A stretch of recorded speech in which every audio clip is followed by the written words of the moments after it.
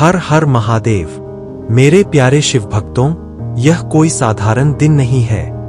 आज तुम यह संदेश सुन रहे हो क्योंकि ब्रह्मांड चाहता है कि तुम याद करो, तुम्हारे भीतर वो शक्ति है जो पर्वत को भी झुका सकती है। अगर तुम यह वीडियो सुन रहे हो तो समझ लो, यह महादेव की कृपा का संकेत है, क्योंकि जो भोलेनाथ को याद करता है उसके जीवन में कभी कुछ आकस्मिक नहीं होता।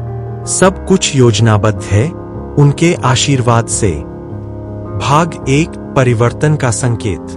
क्या तुम्हें महसूस हुआ है कि हाल ही में सब कुछ बदल रहा है? लोग बदल रहे हैं, हालात बदल रहे हैं। कभी कभी खुद तुम भी अपने आप को नहीं पहचान पाते। यह परिवर्तन डराने वाला लग सकता है, लेकिन यह नाश नहीं, नवसृजन का संकेत है। जब महादेव कुछ तोड़ते हैं तो इसलिए नहीं कि वो हमें दंड देना चाहते हैं, बल्कि इसलिए कि वो नई जगह पर नया बीज बोना चाहते हैं। अगर हाल ही में तुम्हारा कुछ छूटा है, कोई रिश्ता, कोई अवसर, कोई उम्मीद, तो जान लो वह खाली स्थान अब किसी वरदान से भरने वाला है। भाग 2, ब्रह्मांड की भाषा।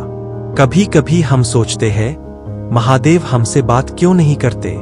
पर वो हमेशा बोलते हैं, संकेतों में, संख्याओं में, सपनों में। अगर तुम्हें बार बार 111, 333 या 555 दिखे, अगर तुम्हारे कानों में डमरूसा कंपन महसूस हो, अगर अचानक किसी अजनबी के शब्दों से मन शांत हो जाए, तो समझ लो यह ब्रह्मांड की भाषा है।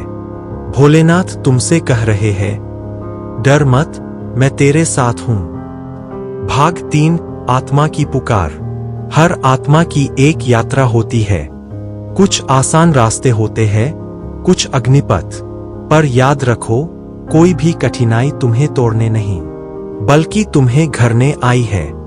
जिस तरह लोहे को तलवार बनने के लिए आग में तपना पड़ता है, उसी तरह तुम्हें भी अपने भीतर की शक्ति को जगाने के लिए कुछ दर्द, कुछ परीक्षा झेलनी पड़ती है। महादेव का भक्त जानता है, विपत्ति भी वरदान का दूसरा रूप है। भाग 4, विश्वास की परीक्षा। अब समय है उस अंतिम परीक्षा का। तुमने मेहनत की है, प्रार्थना की है, अब सिर्फ विश्वास रखना है। महादेव की राह सीधी नहीं होती, वो हमें घुमाकर मंजिल तक पहुंचाते हैं, ताकि हम रास्ते में खुद को पहचान सकें। अगर इस वक्त जीवन में शांति नहीं है तो घबराओ मत, यही संकेत है कि कुछ बड़ा होने वाला है, क्योंकि सबसे गहरा